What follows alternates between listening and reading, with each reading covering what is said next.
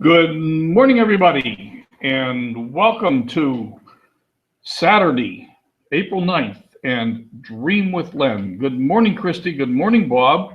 And looks like we have a relatively small crowd today. Maybe a few more people are going to be piling on in the next few minutes, hopefully, because I think the webinar that we have today is very, very powerful.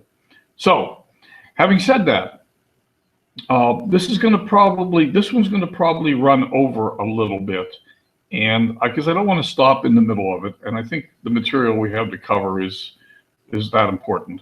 So let's just go ahead and get started. I'm going to go to screen share,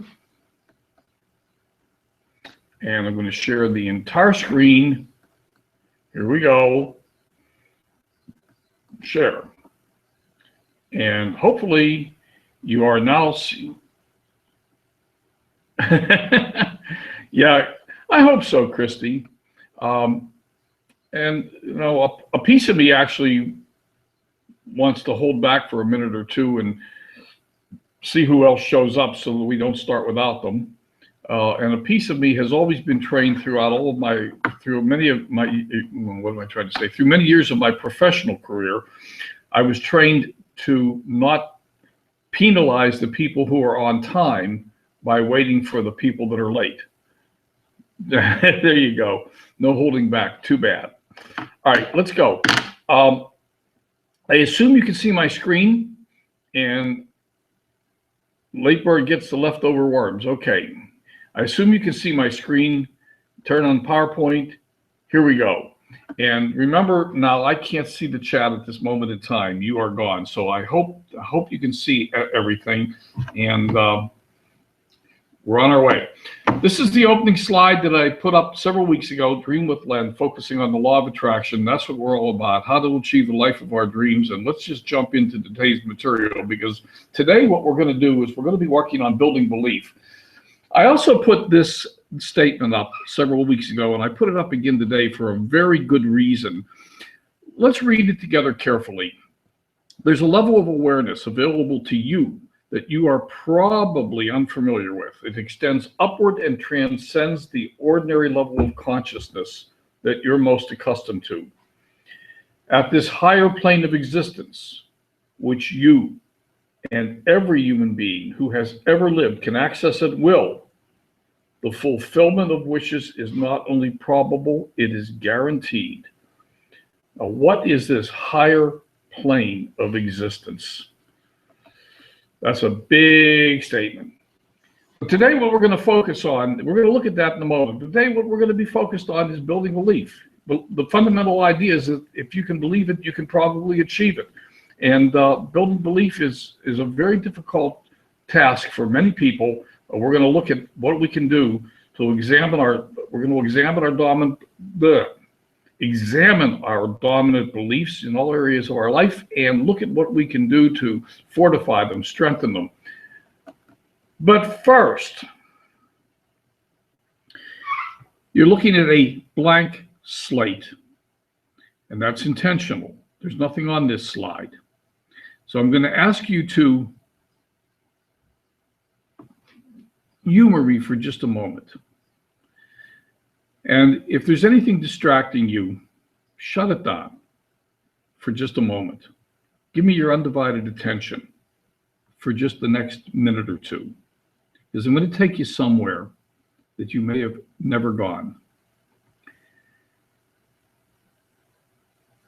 A great philosopher was once asked, "What is real?"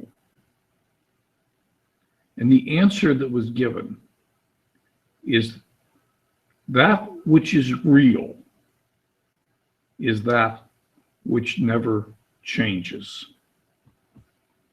That which is real has no beginning, no end. It isn't born, it doesn't die. It never changes. So I want you to ask yourself, with that idea in mind, what about you is real? Is your body real? It certainly doesn't qualify under that definition. It certainly has a beginning and an end. But we all know that there's something driving our body. There's a life force, a spirit that's inside each and every one of us. And that spirit qualifies. Call it your soul. Call it anything you want. It doesn't change the qualities. The name we give it doesn't change the characteristics. It is part of the infinite. It is part of what's real. Now, if I take an apple pie and I cut a piece out of it and carry the piece away from the pie, is the piece still apple pie? Of course it is. It doesn't change its characteristics. It doesn't become blueberry pie. And you are a piece of the Creator. You are a piece of infinite energy. You are a piece of the universe. You are a piece of God. Now, it doesn't matter what name you attach to it. You can't get wet from the word water. You have to jump in to get wet. You have to experience the substance. And the same is true of you and your soul, or your spirit, or whatever you want to call it. You are a piece of God. You have the power of the creative universe inside you. You've just never learned how to tap into it. You've never been trained. You've never even been told. Most of us have never been told that we have that power. So if I got you to close your eyes, come on back. From Abraham Maslow and Wayne Dyer, what is necessary to change a person is to change his awareness of himself. And that's what the preceding little slide, blank slate, was intended to begin to do, to begin to change our awareness of ourself. You are source. And anytime you limit yourself, you limit source. And the point is this: if you believe you're created in the image and likeness of God, or you're created from God, you must accept that you are perfect, just as you are. If I say I am sick, what I just said is God is sick. The words I am are actually the name that God gave himself in the Old Testament. When you put yourself down, when you say, I am not good enough, you're blaspheming. You're saying God isn't good enough. So from today forward, you can never look in a mirror the same way that you have in the past. If this has never occurred to you, if you've never been introduced to this idea before, well, you could reject it. You can turn off this webinar right now and decide that I've gone loony. But you know what? I didn't create this. I didn't make it. I'm just bringing the message to you from many, many messengers over the centuries, over the millennia. The seers, the prophets, the wise men have known this for thousands of years. You were just never taught it. So from this day forward, when you look in the mirror, you can no longer see yourself the same way. And you can no longer let yourself speak words that are words of limitation, because you have the power of the source, of the Creator inside of you. And your body may not be perfect. It may be missing some of its pieces, but that doesn't change the reality. Look at these people. Jennifer Bricker, no legs, an acrobat, Kanya Sesser, no legs. A skateboarder, Nick Vujicic, no arms, no legs, no problem. Jessica Cox, no arms, airplane pilot. Bethany Hamilton, arm eaten by a shark, or perhaps spit out by the shark. World-class surfer, professional. Just a few examples of people that have risen past limitations of their body. So if your body has a limitation, that's okay. You don't have that limitation because you're not your body. You're occupying your body. So what do you believe about yourself? Do you believe you're worthy? Do you believe you're capable? Do you believe you're a good person, a caring person, a loving person? Do you believe you're a leader? You have the power of the infinite to do, be, and have anything you want. Wayne Dyer would go so far as to say, you are God. You have a piece of the Creator inside of you. The you that drives your body is a piece of the Creator. So let's just pause for a minute and ask yourself, what do you believe about money? Is money evil? Do you believe rich people are shady, stingy, have done something evil to get their money? Do you believe if you have lots of money, someone else must go without? Do you have a scarcity mentality around money or possessions? Do you look at rich snobs up the hill with 3 cars and a boat and wonder why they need all that when there are hungry people on earth?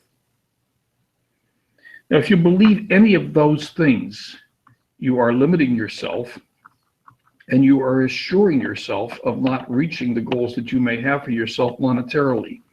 It has often been said that there is no good that can come out of being poor. Because if you have nothing, then you have nothing to give. Money in and of itself is not evil. It's neutral. It's nothing. It's just a medium of exchange. It's what you make of it. And once again, you have the power of the Creator inside you, so you have the power to have, do, and be anything you want. And we're not talking about accumulating wealth or money or riches. We're talking about having it pass through us so that we can do good with it. So let's look at your beliefs. If any of those beliefs sound even remotely true, you've got a problem. So if, for example, if you believe money's evil, your subconscious is going to protect you from being evil and you'll never have any. If you believe you're not enough, you won't be enough. But if you believe you can fly a plane with no arms or do acrobatics with no legs, well, then you can. That's been shown, it's been proven. You can do anything you want.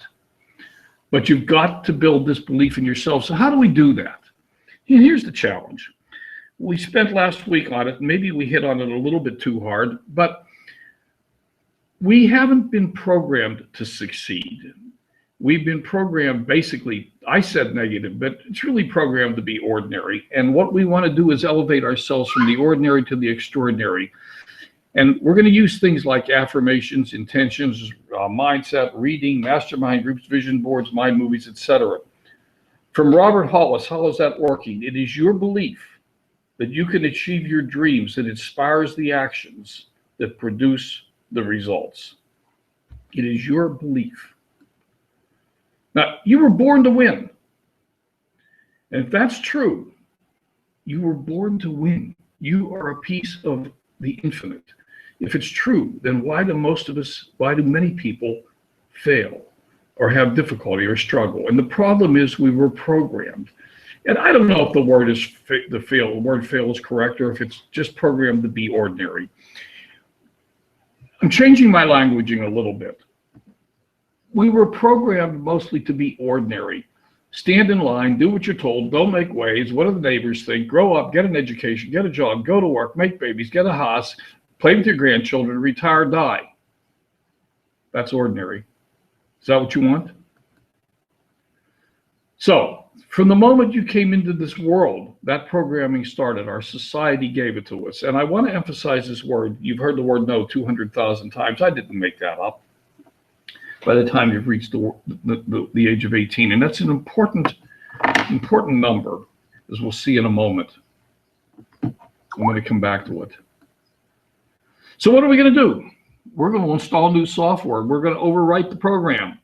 We got to erase all that ordinary crap or negativity and replace it with positive thinking and what Napoleon Hill calls definiteness of purpose. So how do we do it? Well, the first step in the process is this. I want you to realize that your mind does not process negativity directly or negative commands directly. So for example, if you want to ensure that your child is going to spill the milk, tell your child, don't spill the milk. And almost inevitably, they're going to spill the milk. And why is that? Because their brain has to process spill the milk in order to process don't spill the milk. So they process spill the milk, and while they're thinking about spilling the milk, because they haven't quite gotten through processing the whole command yet, they spill the milk. My favorite example is someone yelling at their child, be careful, don't fall. The child falls. And the person doing the yelling says, see, I told you. Well, duh, of course. Your brain does not process negative commands. So we have to feed it positive commands. So how do we build things like affirmations? And before I go there, we're going to talk about, two things. We're going to talk about imprinting on our conscious mind, but also, and the more important thing is imprinting on our subconscious mind. Any thought held in our conscious mind long enough is imprinted on our subconscious mind, and it is believed that any thought imprinted on the subconscious mind causes the subconscious mind to strive to create the physical equivalent. So, what do? We start with affirmations. We start with I am. Remember, from the Old Testament, I am is the name of God. I am that I am is the name God gave to Moses when God was asked, who should I tell the pharaohs has sent me? Who should I tell the Israelites I'm representing? And God answered, I am that I am. And that is the name I shall be known by for all eternity. I am. And if you are a piece of God, you are capable of anything. So anything you put after I am, you can do. It has to be positive. It has to be present tense, because we're going to use it to overwrite the programming in our subconscious mind. This list of attributes comes from Jack Canfield's Success Principles. Keep it brief, keep it specific. Jack likes to include an action word ending with ing. Include at least one dynamic emotion or feeling, because your subconscious mind doesn't operate on words. The universe doesn't operate on words. Law of attraction doesn't operate on words. It operates on emotion and feeling. And infrequently we can add and or something better. I want a new 31 blah, blah, blah, blah, blah RV or something better. Must be repeated often and with conviction. Look, we're going to come back to that word often in just a moment. So some examples of affirmations. I am enjoying my financial freedom. I am happily living smoke-free. Now, let me pick on smoke-free for a minute, because it just because I hope none of us smoke, but it's a good example. When you form an affirmation, I am happily living smoke-free, you create a picture in your mind of you happily living smoke-free. If you form an affirmation that says, I don't smoke, first off, your mind has to process the smoke part of that command to process the don't. So just like the negative a couple slides ago, you're forcing a command into your mind that you don't want. That's not the picture you want. You don't want your mind to have to picture smoking in order to figure out that it should stop doing that. You want to impress a different picture on your mind. I am happily living smoke-free. I'm happily living free of alcohol and drugs. I'm achieving success. I'm building my network, et cetera, et cetera. You've probably read the whole list faster than I'm reading it, so it's okay. These are example affirmations. Now, I want to address the question about affirmations don't seem to work for a lot of people. And there's two things here that I want to hit on. First off, if I'm standing in front of my bathroom mirror, looking at myself in the eye, saying, I am an excellent money manager, there's an excellent chance that there's little monkeys between my ears chattering, no, you're not, no, you're not, you got a pile of bills on the table, you don't have any bill money, you can't pay your bills, blah, blah, blah. There's an excellent chance that our conscious mind is chattering at us. And it's very, very hard to shut our conscious mind down. We process over 60,000 thoughts a day. And in fact, one of the interesting concepts in metaphysics is just to ask yourself, what is a thought? Where does it come from? How did it get there? And that's a topic for another day, not for today. But your mind processes 60,000 thoughts a day. And as Wayne Dyer says, unfortunately, it's the same 60,000 every day. So how do we shut our mind down and get it to quit chattering back at us? That's one of the problems with affirmations. The next problem with affirmations is this. I'm going to put this up here, and this comes from Abraham Hicks, and it comes from the book Ask and It Is Giving. It's an emotional guidance scale. And the emotions at the top of this guidance scale are the most powerful ones, and the ones at the bottom are the most negative ones. So fear and guilt being highly negative, joy, knowledge, empowerment, freedom, love, appreciation being very positive and very powerful. It's often been said that positive emotions, positive thoughts are more powerful than the negative ones. And in fact, in the movie, The Secret, the statement was made that positive thoughts are thousands of times more powerful than negative thoughts. I'm sorry, hundreds of times more powerful. Maybe it was thousands, doesn't matter. I can't substantiate that claim anywhere. There may be some truth to it, I don't know, but I certainly can't find any substantial evidence to validate it. It was stated in The Secret. That's what I know about it. Susan Shearer Young says that positive thoughts are exponentially more powerful. But here's the question. In a previous slide, I told you that you've been told the word no 200,000 times by the time you're 18. Maybe it's more often, maybe it's less. I don't know. Each of us are individuals. Some people have heard the word no, and you can't. You're not able to do that more often than others. I don't know. But what does it take to override that programming? I sure as hell hope we don't have to tell ourselves, yes, I can 200,000 times. And we know that's not the right answer. We don't really know what the right answer is, but we know it's more than once or twice. That's the point I want to make. Whatever it is, probably, and I'm going to go on record here. I can't prove what I'm saying, by the way, but all the research, all the reading I've done points to this, that I've reached this conclusion. And that is that saying affirmations once in the morning and once in the evening is probably not good enough. It's probably simply not enough. And that is probably one of the reasons many people struggle with affirmations. Let's pretend that it's true that affirmations are 100 times more powerful. Positive thoughts are 100 times or even 1,000 times more powerful. Then if I'm only saying my affirmations once or twice a day, I got to say them a lot of times, a lot of days, a lot of time, physical calendar time is going to go by before I've said them often enough to begin to make an impression. And I don't know what the right answer is, and I can't find the right answer. It doesn't appear that anybody really knows. And I think there's so many variables that the right answer is different for each and every individual. But I personally now believe that it's more than once or twice a day. I'm going to tell you about Mark Hoverson, for example. Many of you may know who Mark is. You may not. I don't know. But Mark tells the story that when he was poor, and he has the typical rags to riches story. You know, he grew up in a trailer eating what he called razor blade cereal, and the reason he called it that is his grandfather dumpster dove for boxes of cereal that had been cut with razor blades and thrown away.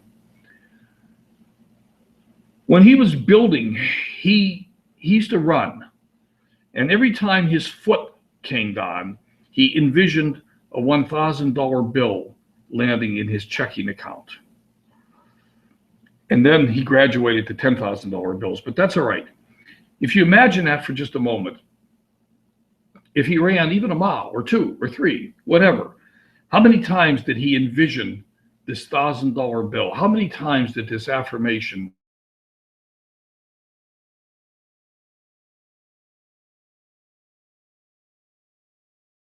times?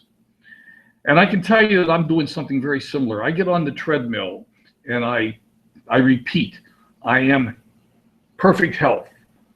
I am perfect health. Every time my foot moves, I am perfect health. I am wealthy. And I'm saying these things hundreds of times, not once a day, not twice a day, looking in the mirror, hundreds of times.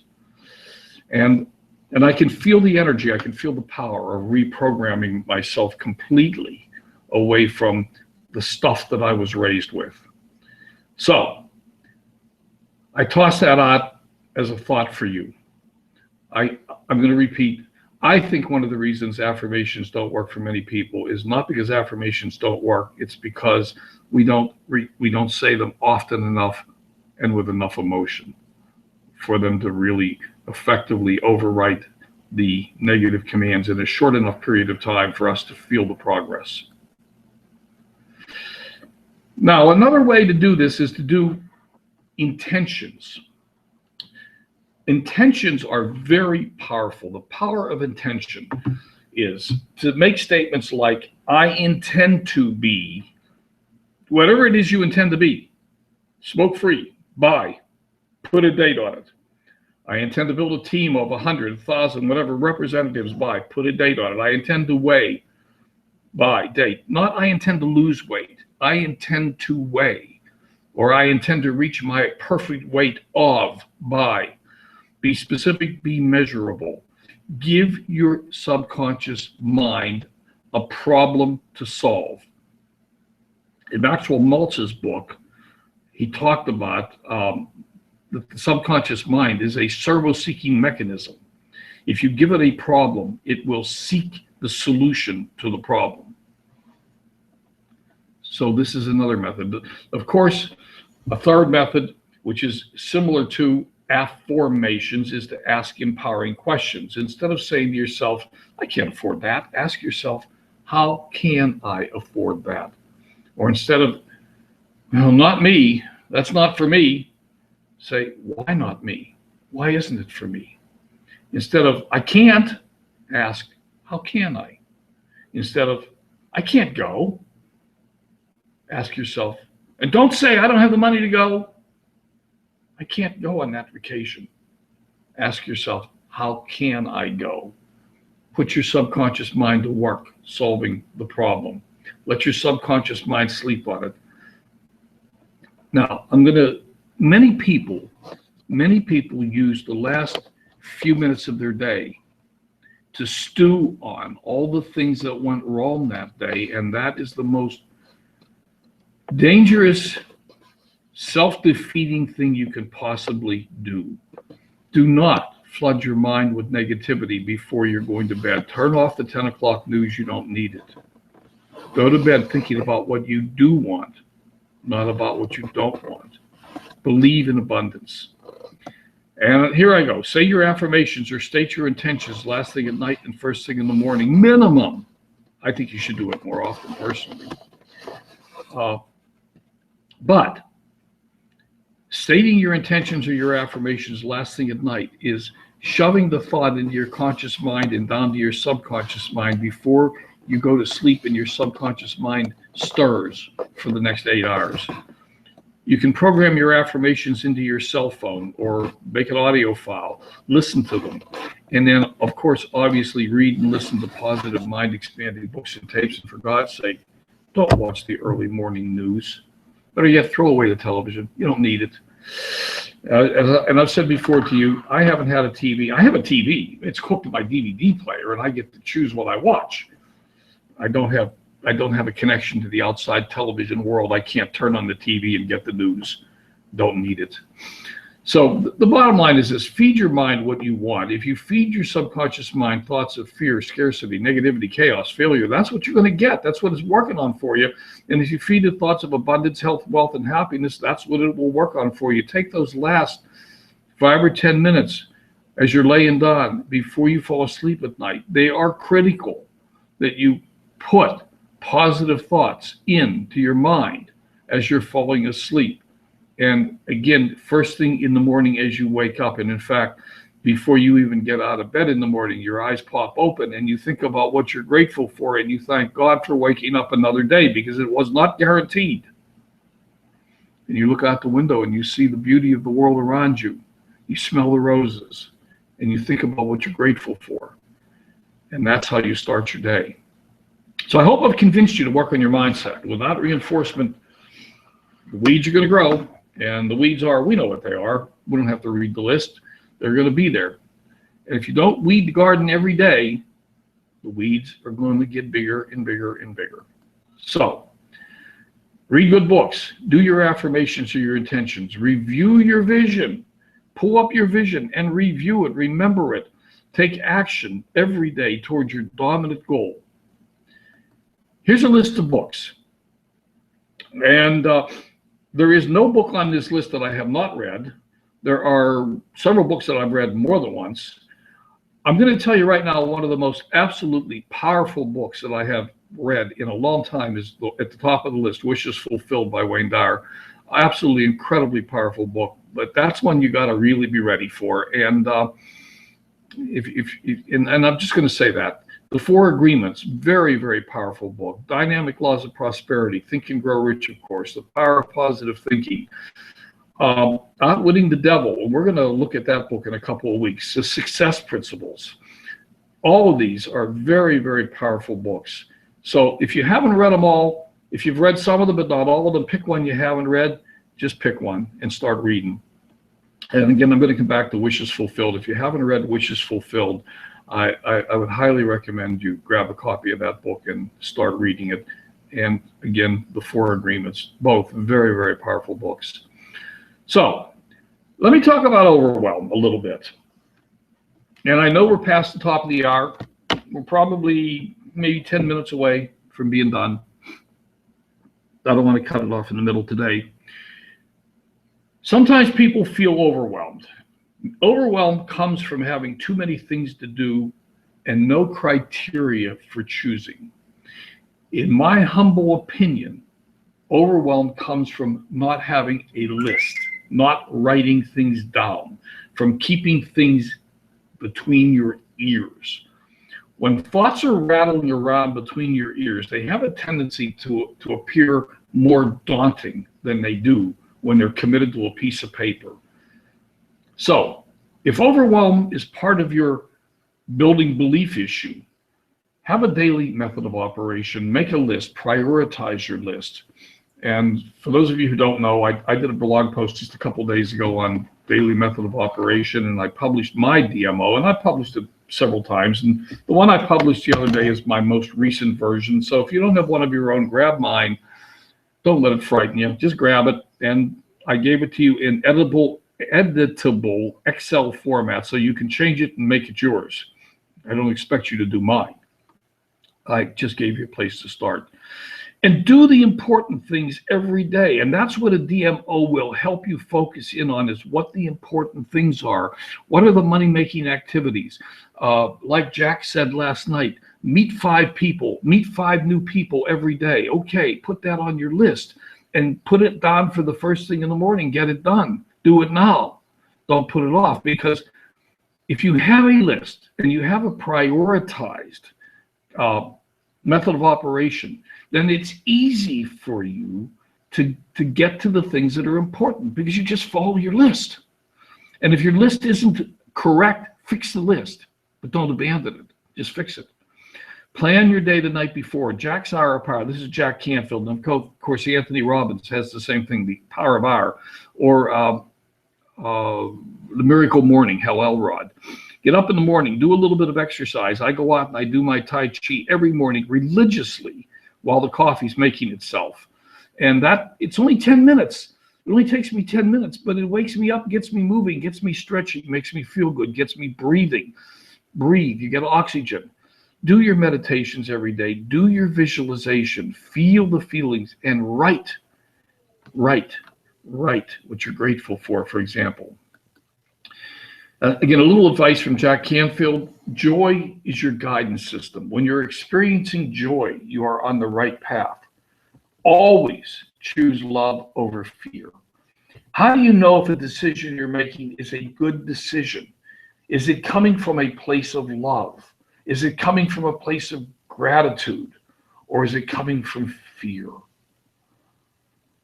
Plan your day the night before. Do a nightly review. Sit down every night and write down the few things that you liked about today. What did you do today that you feel good about? Write it down and then write down what you're going to do tomorrow. And of course, mastermind your way to success.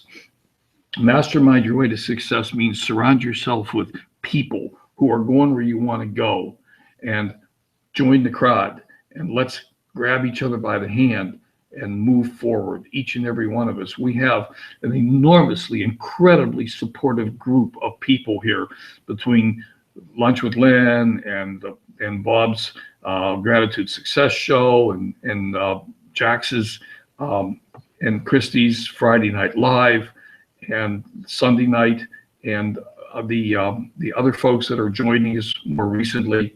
We have an incredibly supportive group of people to help us along our path and to keep us focused on positive thinking.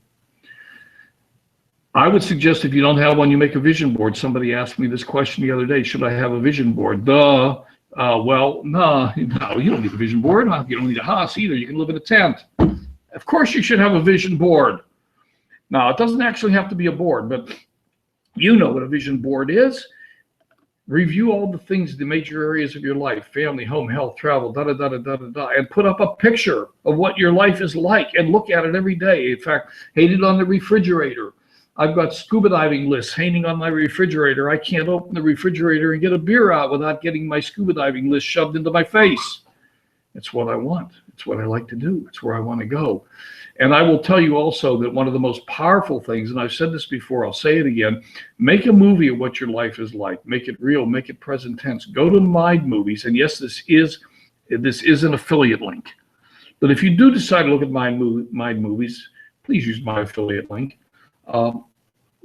One of the few ways that I can, as was pointed out last night or the other day, Jack's pointed it out yesterday on Bob's webinar.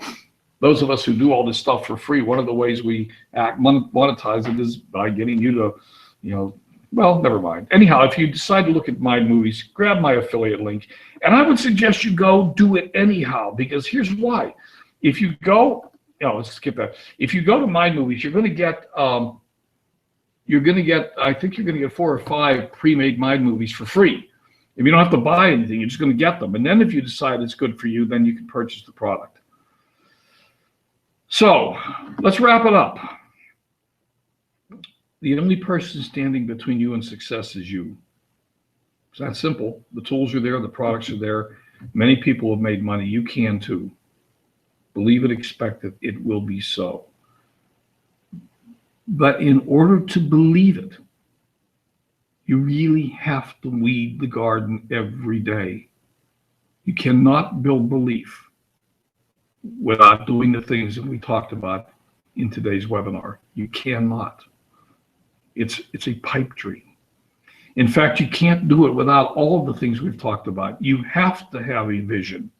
It has to be written down. You have to know what your core values are in your major life mission statement. You have to build belief. You have to do affirmations or some other form of convincing your subconscious mind of what you want.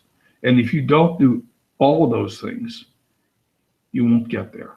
But if you do them all and you persist and you don't quit until, you will get there.